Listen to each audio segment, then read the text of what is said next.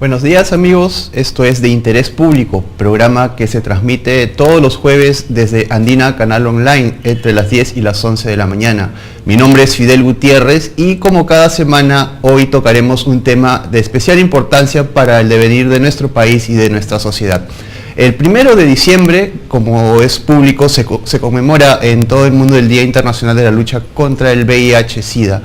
Estamos, por tanto, con 3 especialistas en el tema que nos van a brindar sus ópticas sobre cómo va la lucha contra este flagelo en nuestro país, tanto desde el punto de vista del Estado como de la sociedad civil y de la medicina. Nuestros invitados son el doctor Alfonso Silva Santisteban del Instituto de Estudios de Salud, Sexualidad y Desarrollo Humano de la Universidad Peruana Cayetano Heredia. Tenemos también a la doctora Julia Campos, directora de la Red SIDA Perú, y a la doctora Lisa García de la Dirección General de Epidemiología del Ministerio de Salud. Con ellos 3 vamos a conversar a lo largo de la siguiente hora y sobre temas que competen mucho a la salud de nuestro país. Empecemos pues con el punto de vista del Ministerio de Salud, con la doctora Lisa García. Buenos días, doctora. Quisiéramos saber en qué estado se encuentra la labor que realiza el Ministerio de Salud a través de sus dependencias en lo que respecta a prevención. ¿Cuáles son las medidas más notorias que se toman o se están tomando ya para prevenir el contagio del VIH y su propagación? Bueno, dentro de las estrategias que tenemos para la lucha contra el VIH, la Estrategia Nacional Sanitaria de ITS y VIH se encuentra realizando varias labores, ¿no? Dentro de ellas, en cuanto a prevención, tenemos lo que es intervenciones sobre todo en poblaciones vulnerables a través de acciones en los CERITS, que son centros especializados de la atención para ITS o infecciones de transmisión sexual, y los UAMS, que son unidades de atención médica periódica, que se encargan de evaluar a poblaciones vulnerables frecuentemente para detectar si hay infecciones de transmisión sexual o el VIH, y ahí se provee además tratamiento de estas enfermedades y provisión de condones, ¿no? Además tenemos estrategias que tienen que ver con la provisión de condones y también estrategias comunicacionales para brindar mensajes a la comunidad en cuanto a la prevención del VIH, ¿no? Y aparte otras que están más ligadas ya a la atención de los pacientes, que es el brindar el tratamiento antirretroviral, que ya también tiene probada eficacia como una medida preventiva en sí. No porque esto cure la enfermedad o tenga un impacto en los mismos pacientes, sino que también los pacientes que están en tratamiento, al tener cargas virales suprimidas, reducen el riesgo de transmisión de esta, ¿no? Entonces también el tratamiento se considera como medida preventiva en ese sentido, ¿no? Y eso es lo que está haciendo ahora la estrategia. Tenemos registrado un número de personas que estén en tratamiento en las redes de atención pública, de atención médica estatal, que padecen esta enfermedad, doctora. Así es. Actualmente el Ministerio de Salud tiene más de 100 establecimientos que brindan tratamiento a nivel nacional, y a julio de este año tenemos 23.800 personas en tratamiento, adultos, ¿no? Y en niños tenemos más de 700 niños en tratamiento actualmente.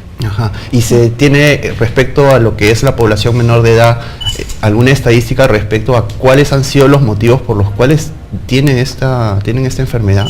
Sí, principalmente en cuanto a niños, la transmisión es a través de la madre, ¿no? Madre-niño.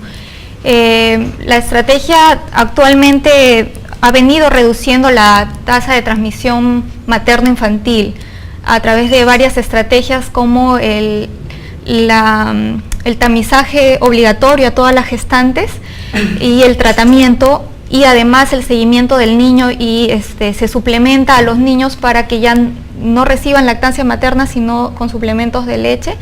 Entonces esto ha logrado que se reduzca la tasa de transmisión desde un 14% que estaba en el 2005 a el 3% con el que estamos ahora, ¿no? La idea es que se reduzca a menos del 1% y, si es posible, al 0%, en los próximos años con estas estrategias que se han venido implementando. Bien, esa reducción es positiva y es de esperar que se cumpla ese objetivo que nos señala la doctora García. Estamos también, como les dije al comienzo del programa, con la doctora Julia Campos Guevara. Ella es directora de la Red SIDA Perú. Buenos días, doctora. Explíquenos, bueno, para empezar a conocer qué es la Red SIDA Perú, para quienes no saben todavía qué cosa es. Buenos días y gracias por la invitación. La Red SIDA Perú es una organización que agrupa a 13 organizaciones no gubernamentales que están trabajando en la prevención, en el tratamiento, en el soporte de personas que viven con VIH, ¿no? Entonces nuestra organización agrupa todas estas instituciones, cada una trabaja independientemente y cuando pregunta sobre prevención, en realidad en nuestras instituciones trabajan con diferentes poblaciones, con jóvenes, con adultos, con niños, con personas que ya tienen el VIH, porque ellas también necesitan hacer prevención positiva y digamos nuestro accionar también va por el lado de la vigilancia social. Tenemos un grupo o participamos en un grupo que es GIVAR, que es el grupo impulsor de la vigilancia de los antirretrovirales, porque si bien es cierto, existen, como dice nuestra compañera, 23.800 personas adultas que acceden al tratamiento antirretroviral, que esto fue un logro muy grande en el país por la lucha que hicieron todas las personas que vivían con VIH, todas las organizaciones. Tenemos en el país el tratamiento antirretroviral gratuito, porque antes el costo era muy alto y eran muy pocas las personas que accedían, y nuestras organizaciones lo que hacemos es vigilar a que se cumpla la norma de que no exista desabastecimientos. Entonces tenemos una página donde se puede denunciar que si en algún hospital, como dice la doctora, hay 100 establecimientos que dan tratamiento, entonces de ahí recibimos las denuncias, las transmitimos al ministerio, porque nuestro deseo es que no exista desabastecimiento. El existir que la persona no reciba tratamiento, lo que se hace es que provoca daño en la salud de las personas, además puede hacer que el virus sea más resistente y después sea más difícil atacarlo, combatirlo, como querramos llamarlo. Entonces por eso es importante que las personas que viven con VIH y reciban tratamiento no dejen de hacerlo, ¿no? ¿Se han dado situaciones de esa naturaleza? Nosotros permanentemente hacemos denuncias al ministerio, tenemos por ahí alguna denuncia penal con una instancia del Estado por el desabastecimiento de los medicamentos. Tenemos en esta página web, podemos ver que mensualmente se reportan en qué hospitales no hay medicamento. Lo importante es que tenemos un buen puente con el Ministerio de Salud, en donde cada vez que les avisamos si en algún hospital no hay medicamentos, inmediatamente se activa, no sé si una alerta, pero se activa algo y en poco tiempo solucionan el problema del desabastecimiento, ¿no? Porque a veces lo que a nosotros nos interesa no es que el medicamento esté en la farmacia, el medicamento nos interesa que lo reciba la persona que lo necesita. Entonces, a veces el problema es que el medicamento llega a las farmacias regionales y no llegan a las farmacias de los hospitales, y ahí es donde se da el desabastecimiento. Lo importante es que tenemos un puente bastante importante, hace poco con el que era viceministro y que ahora es ministro, y creo que él se relaciona muy bien con las organizaciones no gubernamentales, abre las puertas, y yo creo que ahí vamos a tener un avance bastante importante. Muy bien, bueno, es positiva también esa comunicación entre la sociedad civil preocupada por ese tema y el Ministerio de Salud, para no desatender a quienes necesitan estos retrovirales. Nuestro tercer invitado esta mañana es el doctor Alfonso Silva Santisteban. Él es del Instituto de Estudios en Salud, Sexualidad y Desarrollo Humano de la Universidad Peruana Cayetano Heredia. Doctor Silva Santisteban, ¿cuál sería su evaluación desde el punto de vista médico respecto a cómo se vienen presentando los casos de VIH en nuestro país? ¿Podemos hablar de repente de alguna disminución en la incidencia del virus en los últimos años, o dado que se han hecho infinidad de campañas preventivas, de advertencia, o la situación es lo contrario? Bueno, Perú, al igual que Latinoamérica, que América en general, tiene un tipo de epidemia que se llama epidemia concentrada, ¿no? Quiere decir que la epidemia en la población general, en la población de hombres y mujeres adultos, es baja. La tasa es alrededor de 0.24%, donde se suele medir es en gestantes, ¿no? Como acá todas las gestantes se les hace prueba para VIH, para sífilis, ese es un referente de cómo está la tasa en la población. Sin embargo, tú tienes grupos donde la tasa de VIH, o sea, tú haces una medición, cuántas tienen VIH en un momento dado, puede estar por encima de 10-15%, que es la población, por ejemplo, de hombres gays, bisexuales, hombres que teniendo una identidad heterosexual tienen sexo con otros hombres, y por ejemplo la población trans, de mujeres trans, ¿no? Población transgénero, donde la tasa en Lima puede estar alrededor de 30%. Entonces, tú hablabas de incidencia, incidencia son los nuevos casos que se presentan en el tiempo. Hay problemas a veces un poco para poder medir los nuevos casos, ¿no? ¿Cuál es la tasa? Pero de las estimaciones que se han hecho, lo que podemos ver es que no hay una disminución en la tasa de nuevos casos. No hay. No, o sea, mantenemos un poco, y lo que pasa es, en la medida en que hay tratamiento disponible, ya la gente no muere por una infección por VIH, ya no muere SIDA. Entonces, en el transcurso del tiempo, vas teniendo más gente viviendo con VIH que puede vivir más años, se vuelve casi como una enfermedad crónica, pero tienes nueva gente que se ve infectando, y sobre todo en las poblaciones que estaba mencionando. Hay un estudio que se hizo entre el Ministerio de Salud y ONU-SIDA, que es la Agencia de Naciones Unidas para el VIH, que lo que hacía era, bueno, como modelamiento matemático, ver dónde están los nuevos casos, y por ejemplo la población de mujeres trans, de población gay, población bisexual, siendo una población minoritaria, siendo una población que estimada más o menos entre el 1 y 3% de la población, aporta el 55% de las nuevas infecciones. Entonces, muchas veces tú hablabas, por ejemplo, ¿no? Se han hecho campañas en población general. El problema es que a veces las balas se han apuntado un poco a un público muy amplio, cuando tal vez había que enfocarse en los adolescentes, en estas poblaciones, en la gente que tiene menos información, donde los programas a veces no llegan, para poder atacar la población que por diferentes motivos está en mayor riesgo o mayor vulnerabilidad, ¿no? Esto implica que todavía falta mucho por hacer para concientizar precisamente ese sector de la población más vulnerable a este tipo de enfermedad, ¿verdad? Yo creo que no es solo concientizar, o sea, por un lado, porque eso sería pretender decir que la infección es responsabilidad de la persona, o sea, solo responsabilidad de la persona, ¿no? Y eso es verdad hasta un punto, porque para que una persona, por ejemplo, ¿no? Si tú vas a ser consciente para tu salud de qué te alimentas, no solo depende de ti, tienes que tener información, tienes que tener alimentos saludables disponibles. Entonces, en este caso es un poco igual. Creo que parte del problema que tenemos es, por un lado, puede ser que alguna parte de la población no tenga mucha información o no esté tan concientizada como tú dices, eso puede ser un factor, pero también, por ejemplo, creo que son los factores o las brechas que vemos de un sistema de salud pública que no es muy fuerte, ¿no? Entonces, las estrategias que el doctor Lisset mencionaba son estrategias que pueden funcionar, pero, por ejemplo, estas clínicas de control de ITS no tienes muchas. Tienes 4 en Lima, son 4 o 5, ¿no? Son en una ciudad de 8 millones de personas, ¿no? Por región tienes 1 o 2. Entonces, muchas veces con horarios que no son los horarios del ministerio, pero no necesariamente son los horarios donde la población puede ir. Entonces, hay una brecha a veces entre la oferta de servicios y programas y la gente que los tendría que recibir, lo cual no es solo se ve en VIH, ¿no? Se ve en otros espacios, y no solo de salud pública, en educación, ¿no? Entonces, creo que también no es solo concentrarse en la gente, digamos, ¿no? O sea, concientizar, educar, eso es verdad, pero también reforzar el sistema de salud pública, que es principalmente el que se encarga de la respuesta al VIH, ¿no? En este país lo privado tiene y el salud es un rol mínimo, la fuerza está en el Ministerio de Salud, ¿no? Ajá.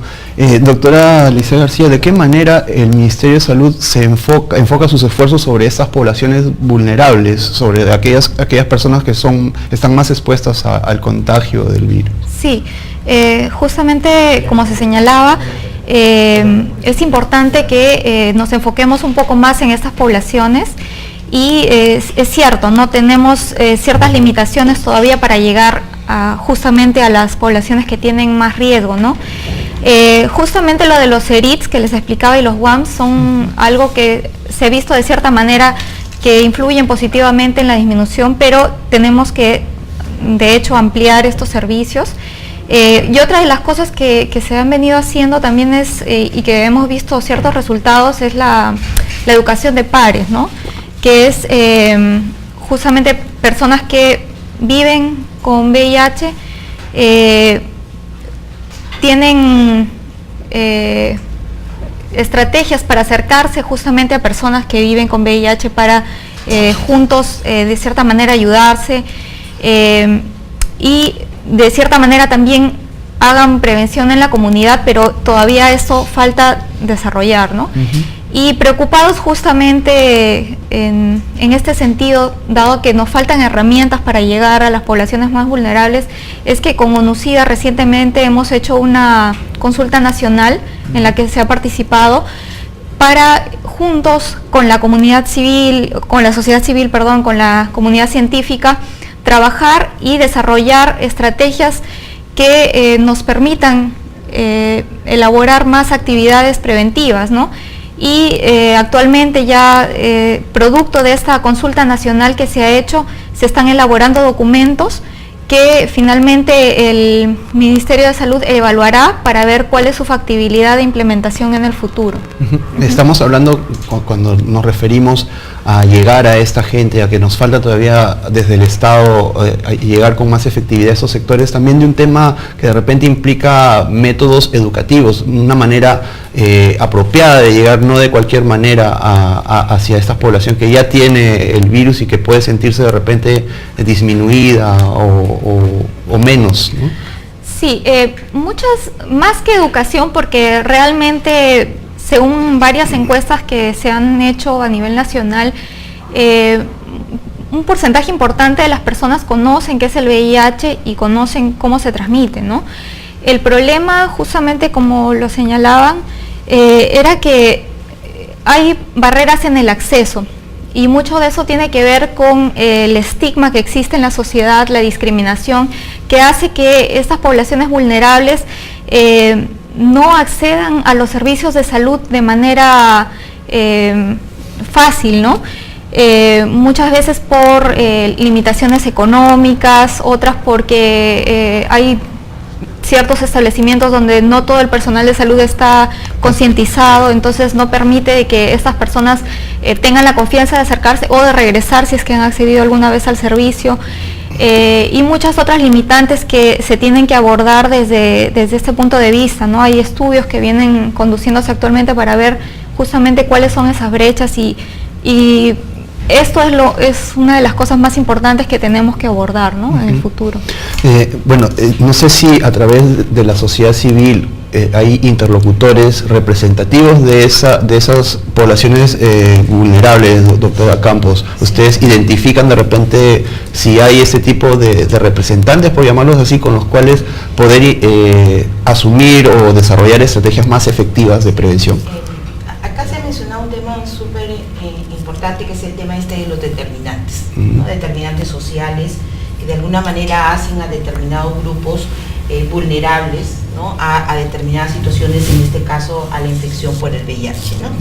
a la transmisión de la infección por el VIH, ¿no? Entonces yo creo que eso es importante, porque ya hace algunos años se reconoció de que la respuesta nacional al VIH es una respuesta que va más allá de dar información, que va más allá de tener una oferta de servicios o establecimientos de salud que ofertan algún tipo de servicio a las diferentes poblaciones. Hubo un reconocimiento que dar la respuesta nacional hay que hacerla de manera multisectorial, ¿no? De ahí es que hace algunos años, a propósito de los proyectos del Fondo Mundial, se creó el mecanismo coordinador país, que es la CONAMUSA, ¿no? Que es la Coordinadora Nacional Multisectorial para Salud para temas de VIH y de temas de tuberculosis, y que esta CONAMUSA lo que es agrupa, ¿no? Y que además es presidida por el ministro de Salud, agrupa a todos los sectores, o a la mayoría de los sectores del Estado, ¿no? Está el Ministerio de Educación, está el Ministerio de Trabajo, está el ministerio, el instituto penitenciario, está universidades, está las ONGs y también está las personas afectadas y las poblaciones vulnerables. Cuando hablamos de personas afectadas, existe representación en esta instancia multisectorial de lo que es las personas viviendo con VIH y también existen representación de poblaciones vulnerables, en este caso población de trabajadoras sexuales y también población de la población LGTB, que es gays, trans, lesbianas, ¿no? Entonces, en este espacio multisectorial se sientan, ¿no? Y hay reuniones, y a veces las reuniones son presididas por el viceministro o por el ministro de Salud, y es ahí donde se monitorea o donde se plantea la respuesta nacional, ¿no? Yo creo que ese es el espacio privilegiado donde nos juntamos Estado y sociedad civil y la academia y también las instituciones internacionales, de cooperación internacional, que también se sientan en este espacio para poder aportar en la respuesta nacional. Yo creo que ese es un elemento fundamental, porque responder al VIH hay que responder de manera multisectorial, ¿no? Y si bien es cierto, no solamente se necesita información, se necesita educación. Por ahí es que planteamos desde la sociedad civil lo que es la educación sexual integral en todas las escuelas desde la primaria, porque no solamente hay que manejar información, la información se nos queda acá, es conocimiento. Necesitamos desarrollar actitudes, desarrollar habilidades que nos permitan, por ejemplo, negociar el uso del condón, o que nos permitan poder decir no a una relación sexual que nos puede poner en riesgo. O sea, yo creo que la educación es fundamental, o sea, debemos de ir más allá de informar, que es lo que hemos hecho ahora. Y lo otro que no quiero dejar de señalarlo es la importancia que existe, que existe de poder saber mi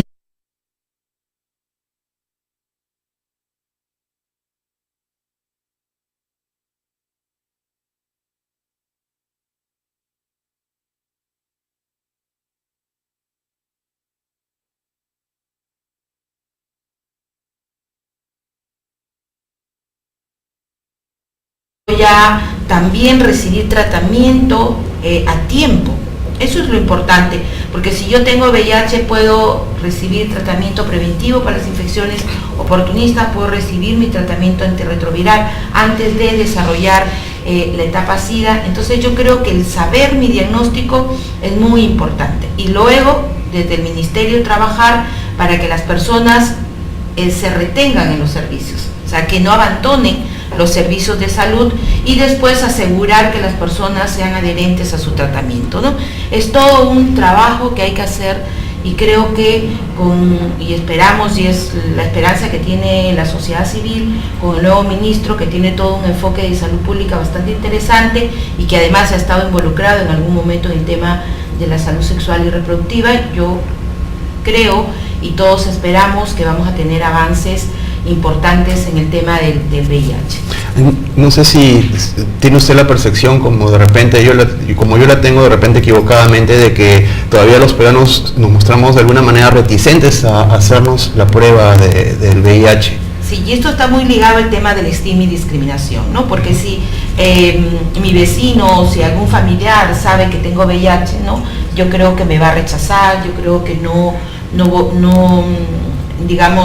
van a aceptar de alguna manera mi diagnóstico. Entonces el temor al rechazo, recuerden que cuando aparece esta enfermedad era muy asociada a determinados grupos sociales, además siempre a grupos que no eran aceptados socialmente. Entonces el estigma y la discriminación es tan grande que la persona teme, ¿no?, saber si tiene el VIH por temor a ser rechazado o a ser estigmatizado, ¿no? Y porque a veces hay falta de información, o sea, como decía nuestro compañero, ahora el VIH, la infección por el VIH ya puede convertirse, o ya es una enfermedad crónica, lo cual significa, miren, hay más personas que mueren por otras enfermedades crónicas como la diabetes, por ejemplo, que una persona que tiene la infección por el VIH, porque existen tratamientos que te permiten una buena calidad de vida y te permiten, ya no es como antes. Al principio yo recuerdo, diagnosticábamos a alguien y estaba en etapa SIDA y era una persona que no vivía ni 1 ni 2 años y fallecía muy rápido porque no había ninguna posibilidad. Ahora hay tratamiento y el tratamiento es gratuito en el Ministerio de Salud. Entonces como que hay muchas posibilidades, por eso es importante saber si tengo el VIH, para recibir el tratamiento y también para evitar transmitir el VIH a mi pareja. Por eso es importante que todas las personas podamos, ¿no?, si tenemos nuestra pareja, comprometernos a saber si tenemos o no el VIH. Entonces es importante que todas las personas acudan a los establecimientos de salud a hacerse la prueba, ¿no? Además de también usar protección en sus relaciones sexuales, ¿no? Yo creo que hay muchas cosas que hacer, si bien es cierto, no es solo responsabilidad individual, también es responsabilidad de muchas otras personas. En el caso de los establecimientos de salud, tener acceso a los establecimientos de salud, que nuestros adolescentes puedan acceder sin tener que ir con el papá o la mamá a ser vistos en un establecimiento de salud, por ejemplo, que nuestros adolescentes puedan recibir protección, puedan recibir condones si es que decidieran tener relaciones sexuales. No es que nosotros estemos promoviendo que los chicos tengan sexo, nosotros decimos que si el chico decide tener relaciones sexuales, use condón y tenga la posibilidad de acceder al preservativo en un espacio que le asegure que el preservativo es de buena calidad y que además vaya acompañado de información. Entonces yo creo que hay muchas cosas que hacer. Desde la sociedad civil estamos siempre vigilando, estamos siempre haciendo incidencia política en muchos de los temas, digamos, que tienen que ver con la respuesta nacional. Y bueno, y espero que con el último cambio del Ministerio de Salud continuemos, porque no podemos dejar o negar lo que se ha hecho hasta ahora, sigamos avanzando y logremos mayores cosas. Claro, y más allá de eso también tener en cuenta que estamos en el siglo XXI y que hay tabús que ya deberían ser parte del pasado y no seguir todavía vigentes. Es bueno también, ahora que hablamos de esto, doctora, recordar que el tener VIH no afecta para nada la relación que puede tener una persona con su centro laboral. Se habla a veces de marginación en ese sentido, y creo que el que se apliquen medidas restrictivas contra personas con VIH en centros laborales linda incluso con lo delictivo, ¿no es así? No solamente eso, es un problema de la ley 26C26, que la ley contra SIDA es explícita en ese tema. O sea, a nadie lo pueden obligar a hacerse una prueba. Las personas que se hacen una prueba deben recibir consejería. Y lo que estamos observando es que lo hace el ministerio, pero no lo hacen las clínicas privadas, los laboratorios privados, no están cumpliendo la ley. Y lo otro es que nadie puede ser despedido por tener el VIH, ¿no?, o por tener la infección. Y lo otro es que existen una serie de canales a través de los cuales se puede denunciar, ¿no? Existen, por ejemplo, PROSA tiene un servicio de apoyo legal, ¿no?, para cuando se en este tipo de situaciones, ¿no?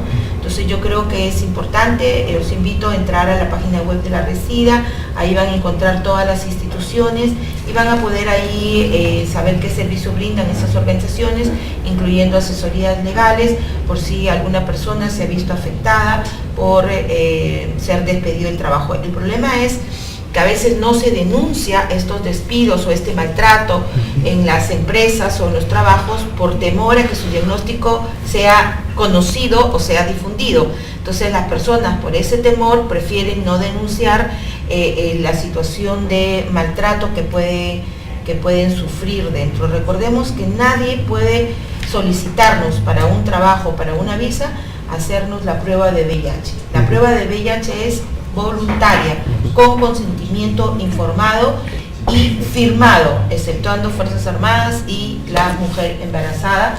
En el resto tiene que ser con consejería, o sea, y con una firmita que dice que yo acepto hacerme la prueba de VIH, ¿no? Entonces yo creo que tenemos normas y tenemos que conocerlas, porque vulneran nuestros derechos cuando no conocemos las normas, las leyes o aquellos derechos que nos asisten. Entonces ahí es donde generalmente se vulneran nuestros derechos. Hay que informarnos, yo creo que ahora hay muchos medios para informarnos. y es una responsabilidad saber. Bien, el tema del VIH-Sida es transversal a muchas de nuestras actividades como seres humanos y como parte de esa sociedad. No solamente implica pérdida de salud, sino también otros comportamientos y también exigir y ejercer nuestros derechos a tener una atención médica adecuada al respecto. Nosotros volvemos con más de este interesante asunto dentro de unos minutos. Quédense en sintonía, por favor.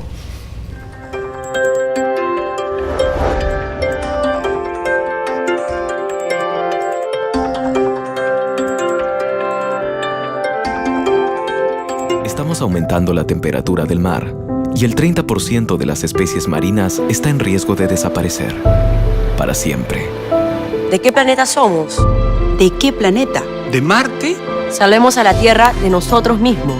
Salvémosla. En diciembre tendremos el orgullo de ser los anfitriones de la COP20, la cumbre de cambio climático más importante del mundo. Únete a la lucha contra el cambio climático. ¡Únete! Únete. Lima COP20, Conferencia de Naciones Unidas sobre Cambio Climático.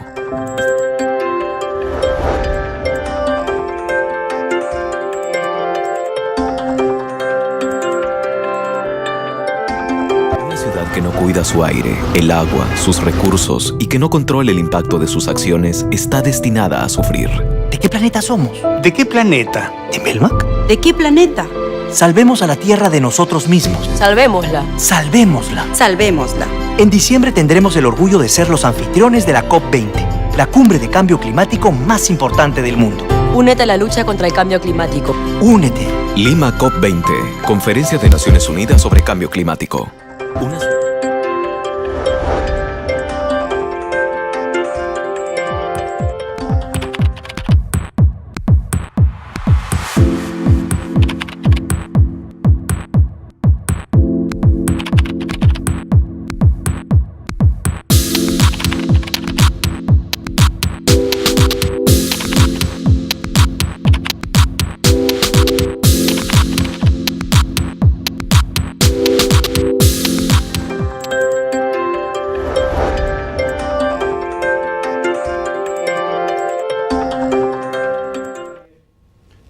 Bueno amigos, continuamos con De Interés Público, programa que se transmite por Andina Canal Online todos los jueves. Estamos hoy tratando el tema del VIH y el SIDA, teniendo en cuenta que el 1 de diciembre se celebra internacionalmente el Día de la Lucha contra este mal. Estamos, como les dije al iniciar el programa, con nuestros tres invitados, la doctora Lisette García de la Dirección General de Epidemiología del Ministerio de Salud, la doctora Julia Campos Guevara de la red SIDA Perú y el doctor Alfonso Silva Santisteban del Instituto de Estudios en Salud, Sexualidad y Desarrollo Humano de la Universidad Cayetano Heredia. Bueno, a él le consultamos respecto a cómo ve desde su punto de vista de médico el tema de los retrovirales y de los medicamentos que se suministran a la población afectada, particularmente en los establecimientos públicos. De repente estas provisiones, este tipo de medicamentos deberían ser mejorados, deberían aumentarse desde el punto de vista de ya no de la prevención, que después lo vamos a tocar, sino de la atención ya al enfermo. ¿Cómo se ven las cosas desde su punto de vista? O sea, el Perú empezó con hasta el año 2004 el tratamiento lo daba de salud y las personas que lo podían pagar en clínicas privadas. A partir del 2004, con financiamiento del Fondo Mundial, empezó un programa, el programa TARGA, ¿no? TARGA es tratamiento antirretroviral de gran actividad en los hospitales, y a partir del 2007, creo, 2008, ya lo asumió el Estado, y ahora el Estado tiene una partida presupuestal para garantizar la atención y el tratamiento, ¿no? Ahora hay algunos problemas, como se ha mencionado, se dan casos de desabastecimiento. Una persona que recibe antirretrovirales, los antirretrovirales son precisamente eso, ¿no? Medicamentos hechos para, de alguna forma, perturbar la replicación del virus del VIH dentro del cuerpo. El virus del VIH, ¿qué cosa hace? Destruye las células inmunes, las células de las defensas. Entonces, cuando no hay tratamiento, las defensas bajan, el virus se eleva en la sangre, y cuando uno llega a la fase SIDA, ¿qué es lo que ha pasado? Estás en una fase en la que no tienes defensas. Entonces, por eso es que aparecen muchas infecciones que se llaman oportunistas, ¿no? O sea, que ven su oportunidad en la persona que no tiene defensas, y la persona termina, en los casos que una persona fallecía por infección del virus del VIH, moría por algunas infecciones, algunos tipos de cánceres que aparecen, ¿no? Entonces, el tratamiento antirretroviral controla eso. Tus defensas no bajan, el virus lo mantienes casi al mínimo, y la persona, si sigue en tratamiento, puede vivir muchísimos años, ¿no? 20, 25, 30, o sea, ya incluso terminar el resto, su vida normal y morir por causas naturales o por cualquier otro tipo de enfermedad.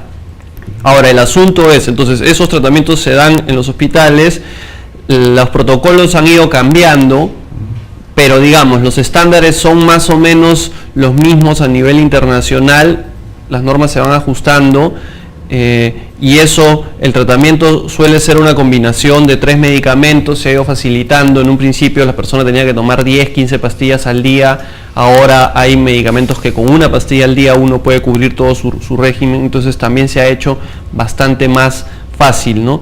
Pero como estábamos diciendo, habiendo incluso problemas de suministro, ¿no? O sea, que problemas que tienen que ver con la logística para que el tratamiento llegue desde que se compró hasta el consultorio para que la persona lo pueda recibir.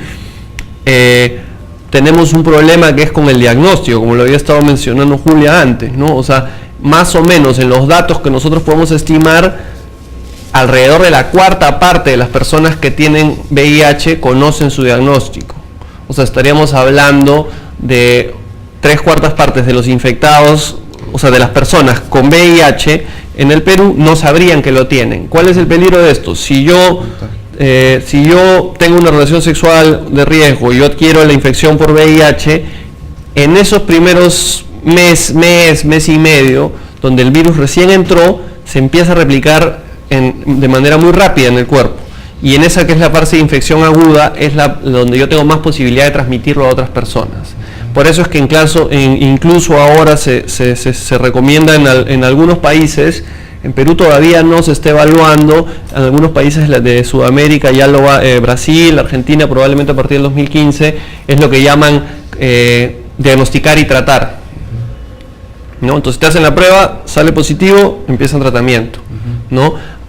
A pesar que la persona no necesariamente lo necesitaría en ese momento desde el punto de vista solo de su sistema inmune, pero lo que se busca es bajar esa replicación, esa fase aguda, para que la persona además tenga menos posibilidades de transmitir el virus a otra persona, ¿no? ¿Ese esquema no se está dando aquí? Por ejemplo, ¿no? Cuando acá, un poco lo que nosotros decíamos, cuando lo que te decía respecto a las defensas, el virus ataca un tipo de célula inmune específica que se llama linfocito CD4. El promedio es 500 más o menos en una persona que tiene un sistema inmune que está bien.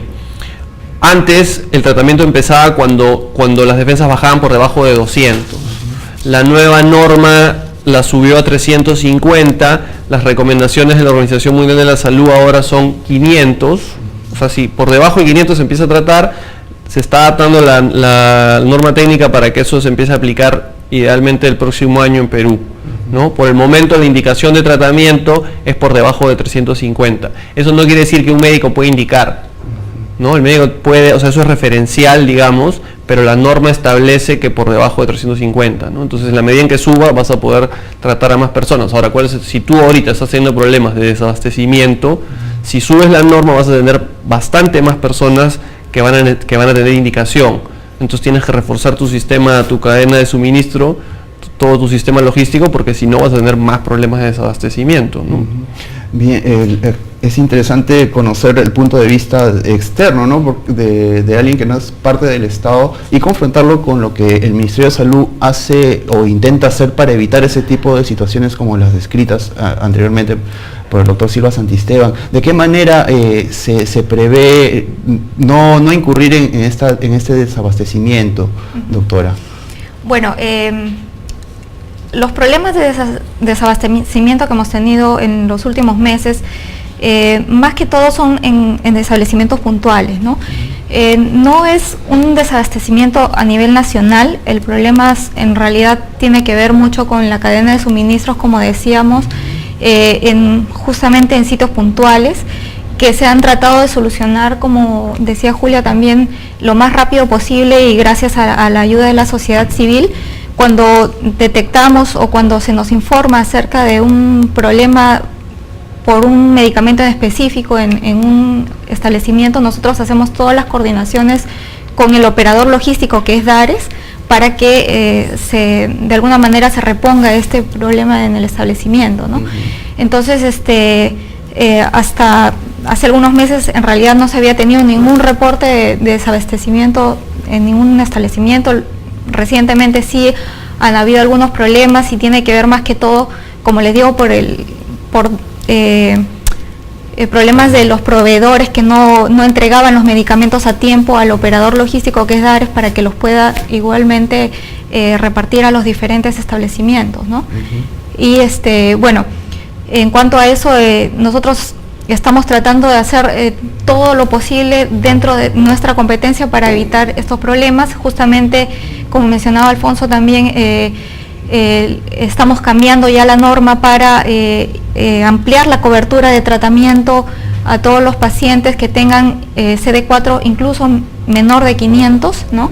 Esto significa que vamos a coberturar hasta un 80% de las personas que tienen el virus, que viven con VIH, y esto va obviamente genera un gran reto para nosotros, el cual estamos asumiendo. Las programaciones para el año siguiente, teniendo en consideración este ampliamiento de la cobertura, ya se han hecho.